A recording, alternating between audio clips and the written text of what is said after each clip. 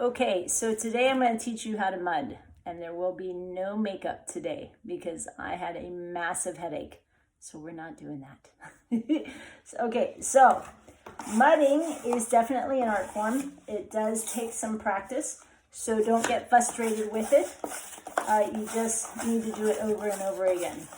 So first we'll start off with the tools you need. There are three basic tools that I always have with me. I have a metal mud pan. I like the metal mud pans because it's easier to scrape the mud off.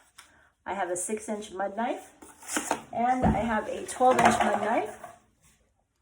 And then eventually, you should always have a light like this. Why? Because the light tells all, and that will tell you where your dips are and so on and so forth. Mud, there are two types of mud. There's this type. They come in like 5-minute, 20-minute, 45-minute, 90-minute. These set quickly, so this is not something you want to get if you don't know what you're doing. When you get better at it, you could go for that. This, I like this type of mud. You can mix it with water. I personally always mix my mud with water because I like it to be a little looser. This stuff comes out really thick. Like I'll show you how it comes out from the bucket. It comes out really thick. I don't like that.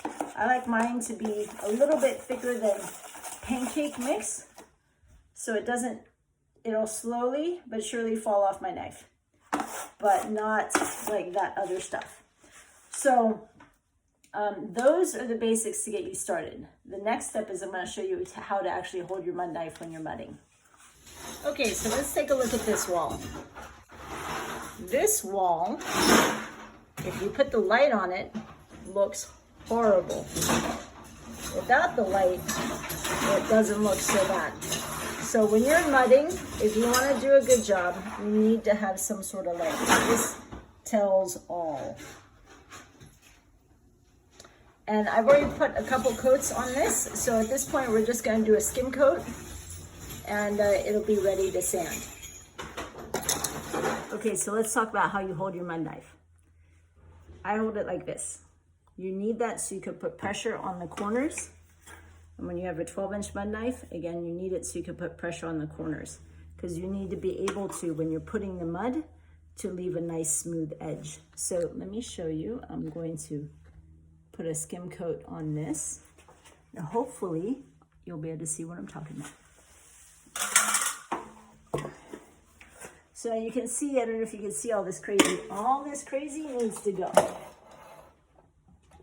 Now that can be sanded, but I don't really like sanding that much. So I try to put a nice thin skim coat to make all that crazy go away.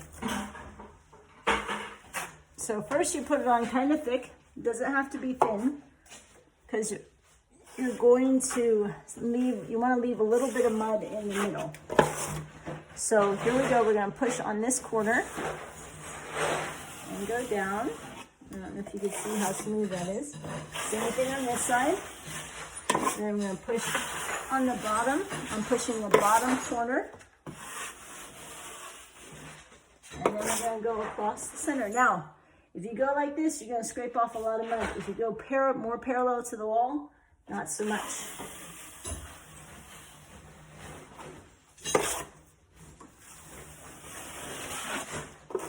And there we go.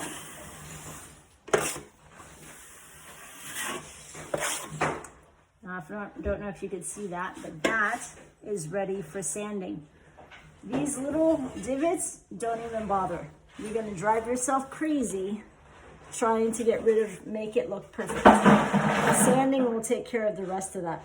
We're just trying to get rid of the major scratches and the major dips when you do a skim coat. So that's basically what I do when I mud. It's going to take you practice, but you can do it. Remember, thin layers. Don't have your mud like too thick, a little bit thicker than pancake mix, and just get to it. And start off with the stuff that doesn't set quickly, because it's going to drive you crazy if you have to scrape the walls for all the mud that you've placed on there. So don't do that. Okay. And if you like it, please like and subscribe.